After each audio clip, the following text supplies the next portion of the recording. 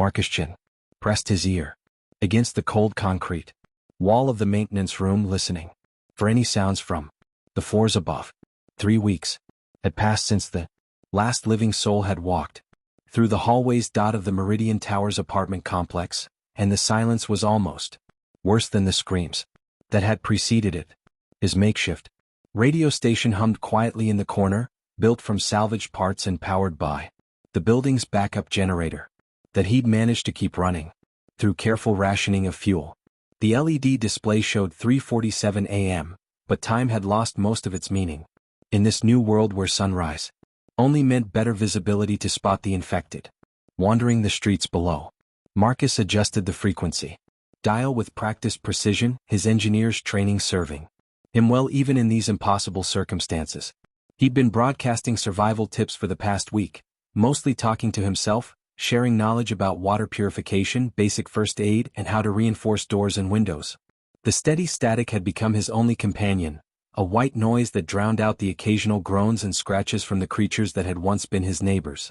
But tonight was different. As he fine-tuned the transmission power, pushing his improvised antenna array to its limits, something unexpected happened. Through the static came a voice, faint but unmistakably human, responding to his earlier broadcast about finding clean water sources. "Unknown station, this is Phoenix 77, do you copy?" The voice was strained, tired, but alive. Marcus's hands trembled as he reached for the microphone, his heart pounding harder than it had since the night he'd barricaded himself in this basement sanctuary. "Phoenix 77, this is Haven Station, I copy you loud and clear," he replied, using the call sign he'd invented for his lonely broadcasts. Within minutes, more voices crackled through the static, each one a miracle of human persistence in a world gone mad.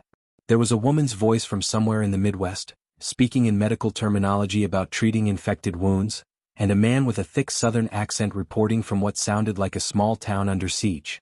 As dawn approached, Marcus realized that his simple survival broadcasts had accomplished something he'd never intended. They'd created a network of hope stretching across the dead zones of America. But with this discovery came a chilling realization as he watched the infected masses in the street below suddenly stop their aimless wandering and turn their rotting faces toward his building, drawn by something they couldn't have possibly heard through the soundproofed walls. His radio signal was reaching more than just the living, and the dead were listening too. The static crackled with life as Marcus adjusted his headset, his coffee growing cold in a chipped mug that had somehow survived the apocalypse. Over the past 48 hours, his impromptu radio network had expanded beyond his wildest hopes, connecting isolated survivors across the wasteland that America had become. The first voice to establish regular contact belonged to Sarah Martinez, a former Army medic who'd barricaded herself and 7 patients inside St. Mary's Hospital in what used to be downtown Kansas City. Her voice carried the weight of command even through the radio's distortion as she described treating gunshot wounds with veterinary supplies and keeping dialysis patients alive with hand-cranked machines. "Haven Station, this is Angel One," Sarah's voice cut through the morning transmission, using the call sign she'd adopted. "We've got movement in the East Wing again. 3rd floor near the maternity ward. They're getting more persistent, and I'm running low on the antibiotics we salvaged from the pharmacy." Marcus could hear the strain in her voice, the exhaustion of someone who'd been fighting a losing battle for weeks. Before he could respond, another voice joined the frequency, this one with a distinct southern drawl that spoke of small-town resilience. "Angel One, this is Iron Horse. Name's Jake Morrison, and I'm broadcasting from Morrison's Gas and Garage in Millfield, Tennessee. Population used to be about 300, now it's just me, my wife Beth, our twin boys, and maybe a dozen neighbors holed up in the service station." Jake's situation was different but equally desperate. His small town had been overrun in the first wave, but the gas station's concrete construction and strategic location at the intersection of 2 highways had made it a natural fortress. He'd managed to keep the pumps running and had turned the garage into a makeshift armory, but supplies were dwindling and the infected were learning to work together in ways that defied everything they thought they knew about the Walking Dead. The third regular voice belonged to Dr. Elena Vasquez, a CDC researcher who'd been studying emerging pathogens at a secure facility in the Colorado Rockies when the outbreak began. Her transmission came through on a different frequency, encrypted and harder to maintain, but her information was invaluable. "Haven Station, this is Mountain Base." Dr. Vasquez's voice carried a scientist's precision even under extreme stress. "I've been analyzing tissue samples from the infected, and what I'm seeing doesn't match any natural pathogen. The neural degradation patterns suggest an artificial origin, possibly weaponized. But more concerning is the evolution I'm documenting. The subjects are adapting, showing signs of collective behavior that shouldn't be possible given the extent of brain damage. As the three groups shared their experiences over the following days, Marcus began to see patterns that chilled him to the bone. Sarah reported that the infected at her hospital had stopped their random wandering and were now moving in coordinated groups, testing defenses systematically. Jake described similar behavior in his small town, where the infected had begun using simple tools and working together to breach barriers that had held them back for weeks. Most disturbing was Dr. Vasquez's clinical observations of the infected specimens she'd managed to study. The parasite wasn't just destroying brain tissue, it was rebuilding neural pathways, creating a primitive but effective communication network between infected individuals. Marcus found himself becoming more than just a radio operator. He was becoming a coordinator, a lifeline, and perhaps most importantly, a keeper of hope in a world that seemed determined to extinguish it. But as he watched the infected crowd growing larger outside his building, their movements becoming more purposeful with each passing hour, he couldn't shake the feeling that his broadcasts were doing more than just connecting survivors. They were connecting the dead as well, and something was listening that shouldn't be able to listen at all. Marcus's theory about the radio signals became horrifyingly clear at exactly 2:17 a.m. when the coordinated attacks began. He'd been fine-tuning his transmission array to reach a group of survivors in Florida when the building's emergency lighting suddenly flickered and died, plunging his maintenance room into darkness save for the green glow of his radio equipment. The backup generator's steady hum faltered, then resumed with a labored wheeze that suggested something had interfered with the fuel line. Through his headset he heard Sarah's voice break through the static with barely controlled panic. "Haven Station, we're under assault. They're coming from multiple directions simultaneously, and they're using the service tunnels we didn't even know they could access." The sound of gunfire echoed through her transmission, punctuated by the crash of barricades being systematically dismantled. Marcus grabbed his emergency flashlight and peered through the reinforced window he'd installed in the maintenance room door. The sight that greeted him defied everything he thought he understood about the infected. The lobby of his apartment building was filled with them, but they weren't the shambling, mindless creatures he'd observed for weeks. These moved with purpose, forming organized groups that flanked the stairwells while others worked methodically to dismantle his carefully constructed barriers. Most disturbing was their silence. Gone were the random moans and groans that had characterized their behavior. They worked with an eerie coordination that suggested communication beyond human comprehension. Jake's voice crackled through the radio next, his southern drawl tight with fear. "Iron Horse to all stations, they've surrounded the gas station and they're doing something I ain't never seen before. They're stacking themselves against the walls, building human ladders to reach the roof access. Beth's got the boys in the safe room, but if they breach the main floor..." The transmission cut to static as the sound of breaking glass overwhelmed his microphone. Dr. Vasquez's encrypted frequency activated moments later, her scientific training evident even in crisis. "Mountain base to Haven Station, I'm observing unprecedented behavior patterns. The infected are responding to electromagnetic frequencies in ways that suggest the parasite has integrated with their nervous systems far more completely than my initial analysis indicated. The radio transmissions aren't just attracting them, they're somehow enabling enhanced coordination between infected individuals." Marcus felt his blood run cold as he realized the implications. His network of hope had become a beacon for the dead, and every broadcast was making them more dangerous. The infected weren't just listening to his radio signals. They were using them as a communication network, sharing information and coordinating attacks across vast distances. The static in his headset suddenly cleared, replaced by something that made his hands tremble as he reached for the microphone.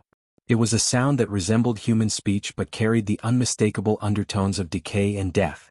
The infected were trying to communicate through his radio network, their primitive intelligence recognizing the same frequencies that connected the living survivors. Marcus quickly switched to the emergency frequency he'd established with his fellow survivors, his voice barely steady as he broadcast the terrible realization. "All stations, this is Haven Station with an urgent update. We need to modify our communication protocols immediately. The infected are using our transmissions to coordinate their attacks, and they're learning to use our own frequencies against us." As if responding to his words, the infected in his building lobby suddenly turned their rotting faces toward his hidden position, their dead eyes reflecting the green glow of his equipment. Through the static of his radio, He could hear similar realizations dawning on Sarah, Jake, and Dr. Vasquez as they each faced coordinated assaults that had been planned and executed with military precision. The war for survival had just evolved, and the enemy was no longer the mindless horde they'd learned to evade. The infected were becoming something far more terrifying, an organized army that could think, plan, and adapt faster than the living could react.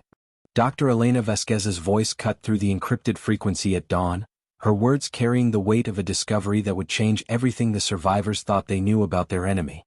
Haven Station, I need you to listen carefully to what I'm about to tell you because it's going to sound impossible, she began, her scientific training evident in the measured cadence of her words despite the chaos surrounding her mountain laboratory. The infection isn't natural. I've been running genetic analysis on tissue samples for 72 hours straight, and the parasite shows clear signs of artificial engineering. This was designed, Marcus. Someone created this thing. The revelation hit the radio network like a thunderbolt, causing a moment of stunned silence before Sarah's voice broke through from her besieged hospital position. Are you saying this was intentional? That someone unleashed this deliberately?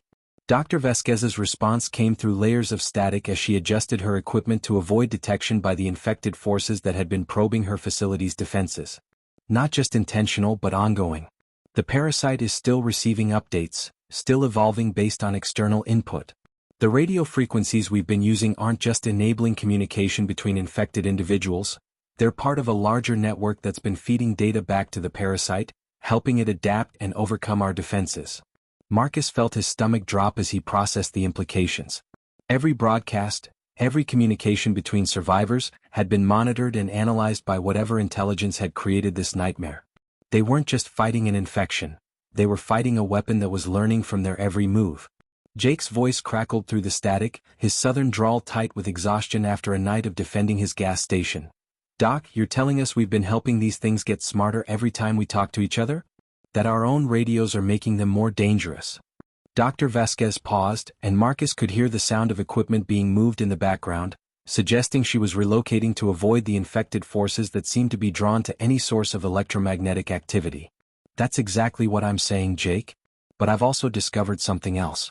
The parasite has a weakness, a specific frequency that disrupts its neural integration.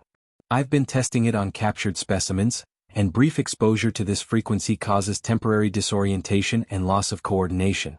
Extended exposure appears to damage the parasite's ability to maintain control over the host. The hope in her voice was unmistakable, but Marcus could hear the underlying desperation. Dr. Vasquez was sitting on a potential cure, but she was trapped in a mountain laboratory with limited resources and an army of infected closing in on her position. I need specific equipment to amplify this frequency and broadcast it on a large scale, she continued. There's a military communications facility about 30 miles from my location, but I can't reach it alone. The infected have established patrol patterns around all major infrastructure, and they're using our own communication methods to coordinate their defenses. Sarah's voice came through the static, carrying the authority of someone who'd made life and death decisions under fire. What kind of equipment are we talking about, Doc? What do you need us to do? Dr. Vasquez's response outlined a dangerous mission that would require precise coordination and significant risk. The military facility contained high-powered transmission equipment that could be modified to broadcast her cure frequency across multiple states, but reaching it would require a coordinated effort from multiple survivor groups. More concerning was her analysis of the infected patrol patterns, which suggested they were being directed by a central intelligence that had access to military tactical information. The infected aren't just using our radio frequencies for communication, Dr. Vasquez explained. They're accessing government emergency broadcast systems, military networks, and civilian infrastructure. Whatever created this parasite has been planning this for years, possibly decades. We're not just fighting an infection, we're fighting a carefully orchestrated invasion that's been using our own technology against us from the beginning. As the transmission ended, Marcus stared at his radio equipment with new understanding. The green glow of his displays now seemed sinister rather than comforting, and he realized that every signal he'd sent had been monitored, analyzed, and used to make the infected more efficient at hunting the living. But Dr. Vasquez's discovery also offered hope. If they could reach the military facility and modify the equipment to broadcast her cure frequency, they might have a chance to turn the tide. The question was whether they could coordinate such a dangerous mission while the infected were actively using their own communications to hunt them down. Marcus reached for his microphone, knowing that this broadcast might be the most important of his life, and began outlining a plan that would either save the surviving remnants of humanity or deliver them directly into the hands of an enemy that had been waiting for this moment since the first radio wave had crackled across the airwaves. The convoy that rolled out of Millfield, Tennessee at dawn consisted of 3 vehicles that had seen better days. Jake's reinforced pickup truck leading the way, followed by a stolen ambulance that Sarah had commandeered from the hospital parking lot, and bringing up the rear was a converted school bus that had become home to 14 additional survivors they'd rescued along their desperate journey toward Dr. Vasquez's mountain laboratory. Marcus coordinated their movement from his increasingly precarious position in the apartment building, using a modified frequency hopping system that Dr. Vasquez had developed to stay one step ahead of the infected's evolving communication interception capabilities. His voice crackled through their radio speakers every few minutes, providing navigation updates and warning of infected movement patterns that he tracked through various surveillance feeds he'd managed to access. Iron Horse, this is Haven Station. Marcus's voice carried the strain of 3 days without sleep. You've got a cluster of approximately 50 infected moving parallel to Highway 40, about 2 miles south of your position. They're moving in formation, suggesting coordinated pursuit. Recommend you alter course to the secondary route we discussed. Jake's response came through the static as the convoy navigated around abandoned vehicles and debris that littered the highway. Copy that, Haven Station. We're seeing more of those smart ones out here. They're setting up ambushes at choke points, using wrecked cars to funnel us into kill zones. It's like they're reading our playbook. The infected they encountered on the road were unlike anything the survivors had faced before. These weren't the shambling hordes that had initially overrun the cities, but organized hunting packs that displayed tactical awareness and the ability to adapt their strategies in real time. Sarah's voice joined the communication from the ambulance, where she was treating injured survivors while monitoring their vital signs. Haven Station, we've got a problem. The injured survivors we picked up in Memphis are showing signs of infection, but it's not like anything I've seen before. They're conscious, coherent, but they're reporting that they can hear voices like whispers in their heads. The parasite is trying to establish neural links with uninfected individuals. Dr. Vasquez's encrypted frequency activated as she provided real-time analysis of their situation. Mountain base to convoy, what Sarah is describing matches my research on the parasite's evolution. It's developing the ability to influence uninfected individuals through electromagnetic fields generated by large concentrations of infected. The closer you get to major population centers, the stronger this effect becomes. You need to maintain distance from urban areas and avoid prolonged exposure to infected groups. The convoy's journey became a deadly game of cat and mouse, with Marcus serving as their eyes and ears from his remote location. He monitored emergency frequencies, traffic cameras, and even hijacked military satellites to track infected movements and guide the survivors through increasingly dangerous territory. The infected were learning to anticipate their routes, setting up coordinated ambushes that required split-second decision-making and desperate improvisation to escape. During their second night on the road, holed up in an abandoned truck stop in rural Kentucky, the convoy discovered they weren't alone in their struggle. Marcus's modified radio array picked up transmissions from other survivor groups attempting similar journeys, all heading toward locations where they hoped to find answers or safety. Some voices faded into static mid-transmission, while others reported successful link-ups with military remnants or well-fortified communities. The realization that their desperate mission was part of a larger movement of survivors gave them hope, but also attracted unwanted attention from infected forces that seemed to be coordinating a continental-scale response to the growing resistance. Jake's mechanical expertise proved invaluable as they modified their vehicles with improvised armor and weapons, while Sarah's medical knowledge kept the group alive despite injuries and the constant stress of their journey. The school bus had become a mobile fortress, with survivors taking turns manning lookout positions and maintaining the communication equipment that kept them connected to Marcus and Dr. Vasquez. But the most disturbing discovery came when they realized that some of the infected they encountered along the way retained fragments of their human memories and intelligence. These partially transformed individuals could speak, reason, and even negotiate, but they served as scouts and infiltrators for the larger infected collective, gathering intelligence about survivor movements and capabilities. Haven Station, this is Iron Horse. Jake's voice carried a new note of urgency as they approached the Colorado border. We're being followed by something that's been staying just out of sight for the past 100 miles. It's not like the others we've encountered. This one is smart, patient, and it's learning our patterns. I think it's reporting back to the Horde, telling them exactly where we're going and how we're getting there.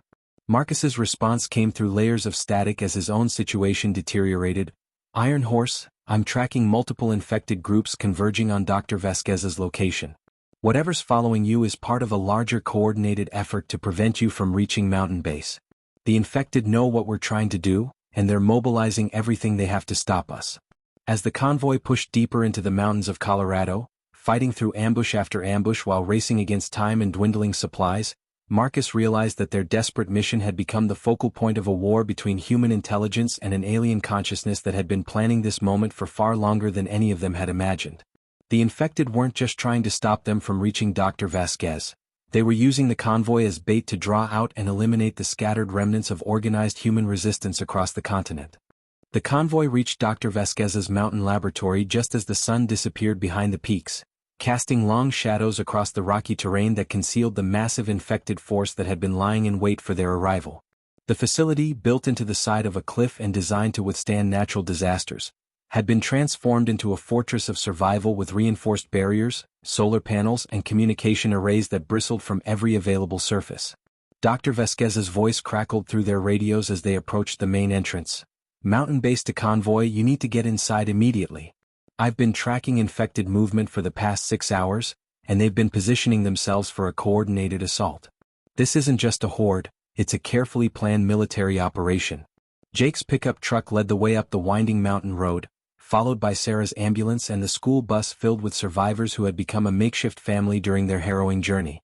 As they reached the laboratory's main gate, Marcus's voice cut through the static from his distant position.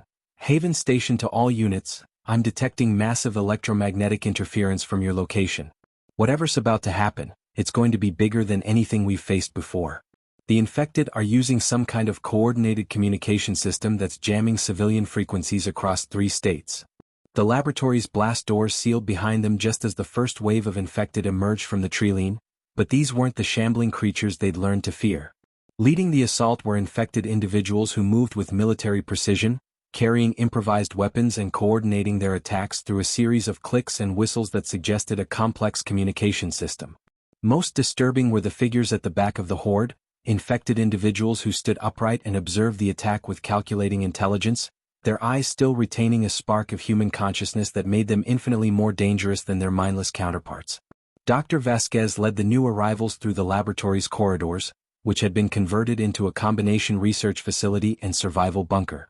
The walls were lined with monitors showing infected movement patterns, analysis equipment humming with data processing, and weapon racks filled with improvised sonic devices that she developed based on her frequency research.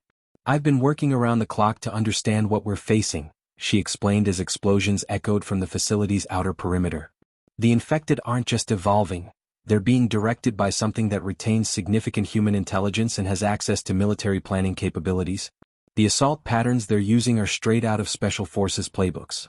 Sarah immediately took charge of the medical situation, setting up a triage area and treating wounded survivors while monitoring the facility's defensive systems. Her military training had prepared her for siege situations, but the enemy they faced defied conventional tactics. The infected were using coordinated diversionary attacks, probing for weaknesses in the facility's defenses while the intelligent ones observed and adapted their strategies in real time. Jake and the other survivors from the convoy worked to reinforce the laboratory's defenses, welding steel plates over windows and setting up improvised barriers and critical choke points. But the most unsettling discovery came when they realized that some of the infected outside were calling out to them by name, using information they couldn't possibly have known unless they'd been monitoring the convoy's communications throughout their entire journey.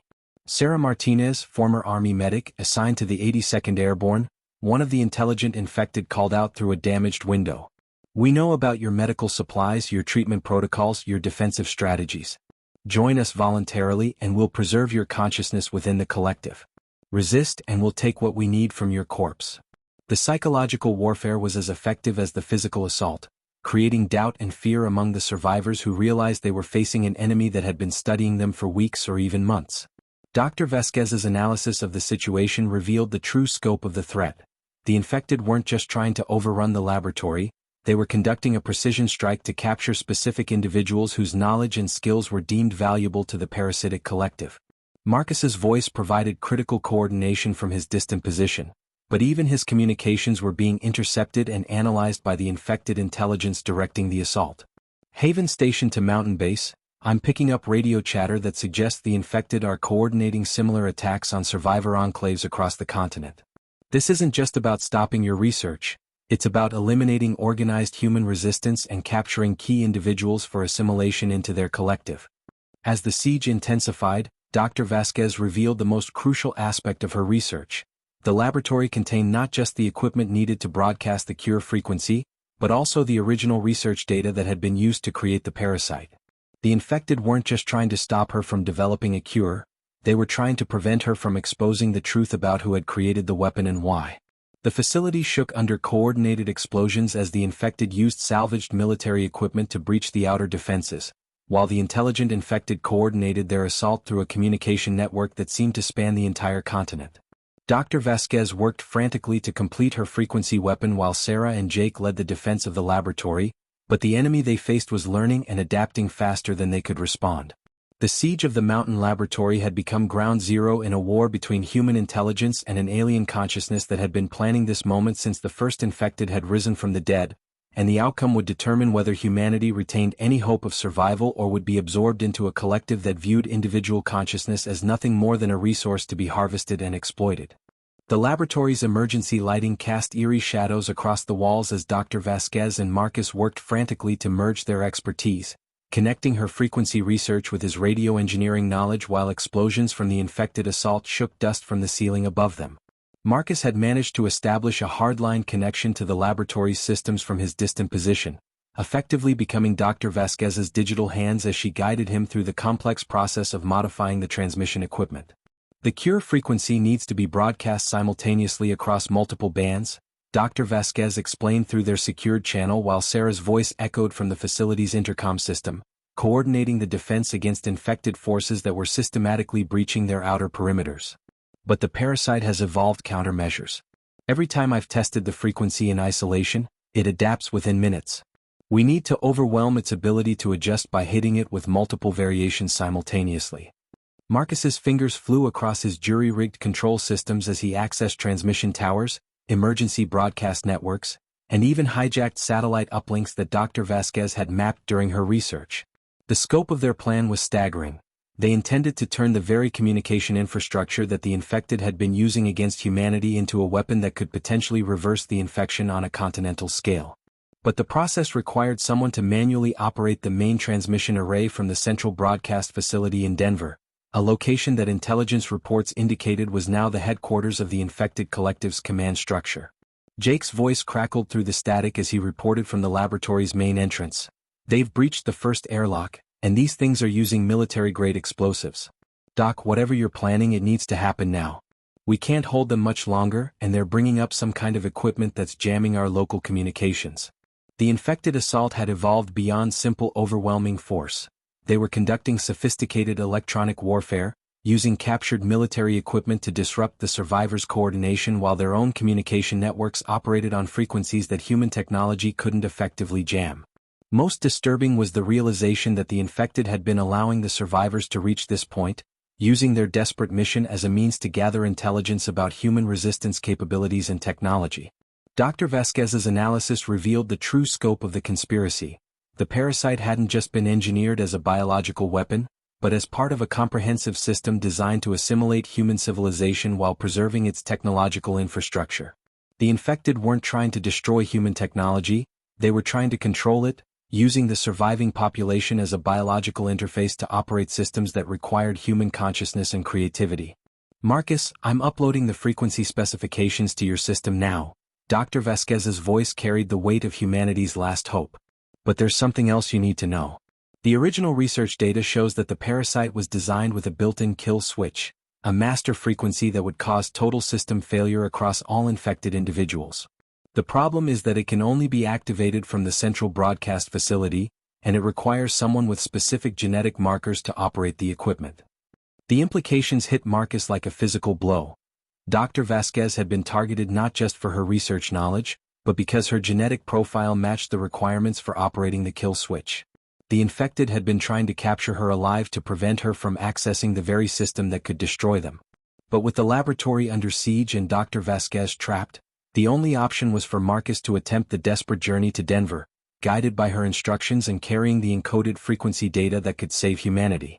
Sarah's voice cut through their planning as the sound of gunfire echoed from the facility's corridors. Whatever you're planning, decide fast.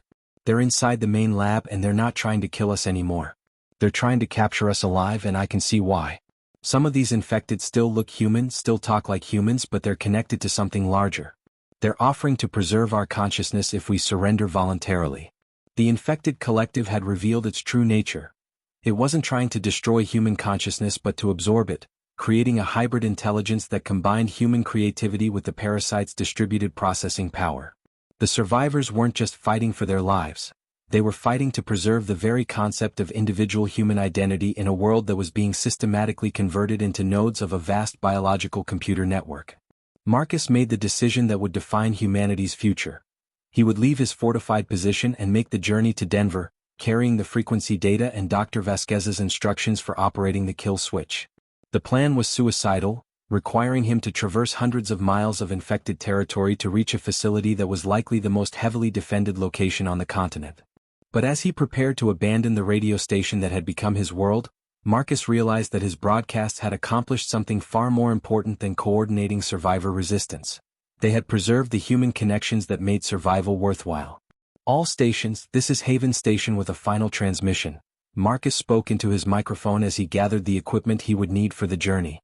I'm going dark for operational security, but remember that we're not just fighting for survival anymore. We're fighting for the right to remain human in a world that wants to turn us into something else.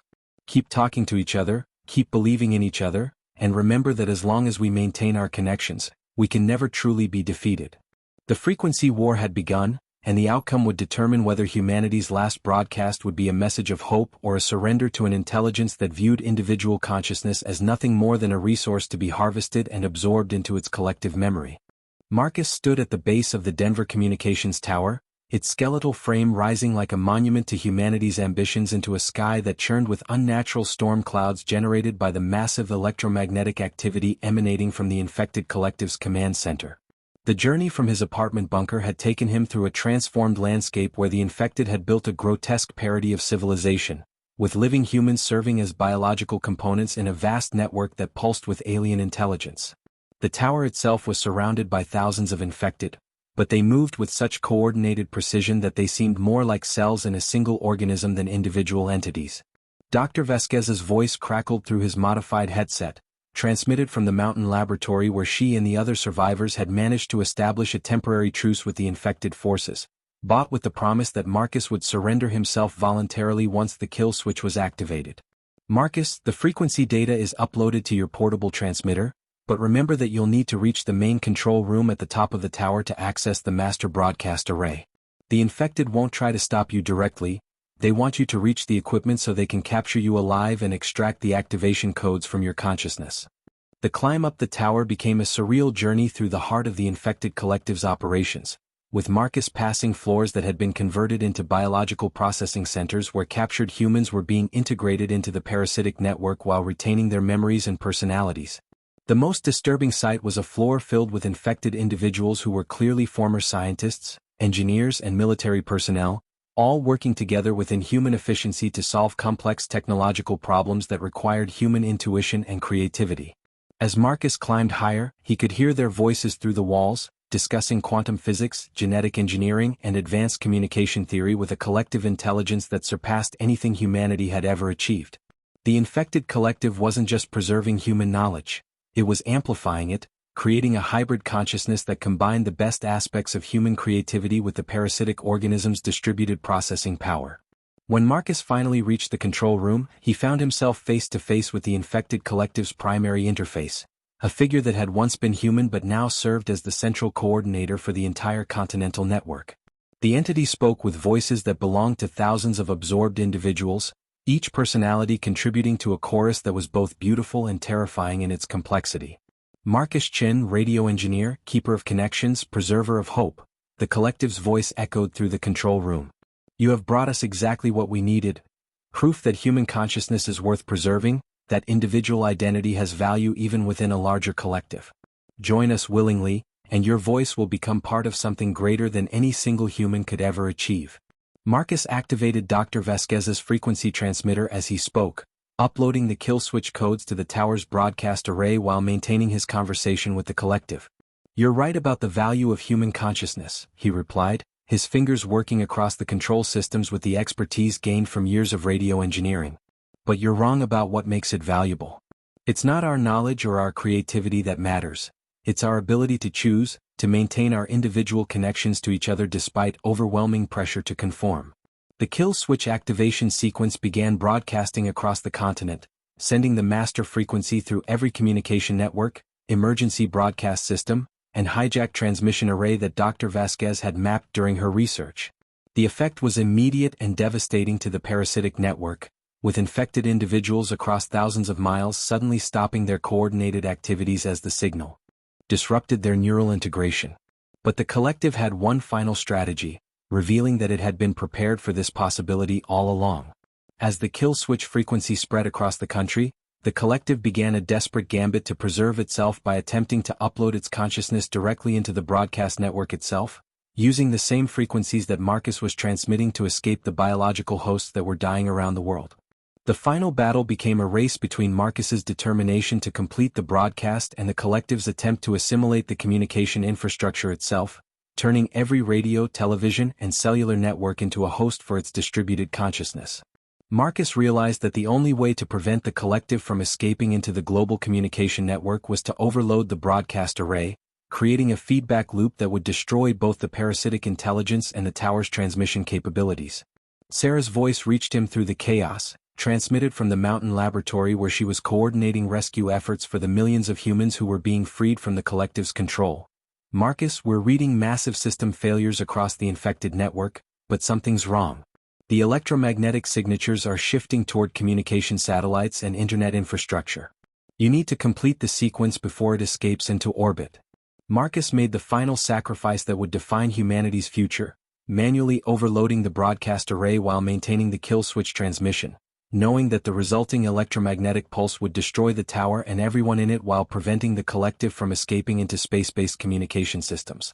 As the tower's systems reached critical overload, Marcus delivered humanity's final broadcast, his voice carrying across the airwaves to every survivor who still possessed a working radio. "This is Haven Station with a final message to all survivors. The infection is ending, the collective is destroyed, but more importantly, we're still human. We still choose to connect with each other, to help each other, to remain individuals who care about something larger than ourselves. Keep talking, keep listening, and remember that as long as we maintain our connections to each other, humanity will survive whatever comes next." The tower collapsed in a burst of electromagnetic energy that could be seen from orbit, taking with it both Marcus and the parasitic intelligence that had nearly consumed human civilization. But across the continent, millions of infected individuals suddenly stopped their coordinated movements, their eyes clearing as their individual consciousness returned, confused and traumatized but fundamentally human once again. In the weeks that followed, the radio frequencies that had once carried the collective's commands became filled with voices of survivors reaching out to each other, sharing resources, coordinating rescue efforts, and slowly rebuilding a civilization based on the connections that Marcus had helped preserve. Dr. Vasquez, Sarah, Jake, and the other survivors became the foundation of a new society that understood the value of both individual consciousness and collective cooperation, having learned that humanity's greatest strength lay not in absorbing others into a single intelligence, but in maintaining connections between unique individuals who chose to work together toward common goals. The last broadcast had ended, but the conversation that Marcus had started continued, carried forward by voices that remained distinctly human while working together to ensure that the nightmare of forced assimilation would never threaten humanity again.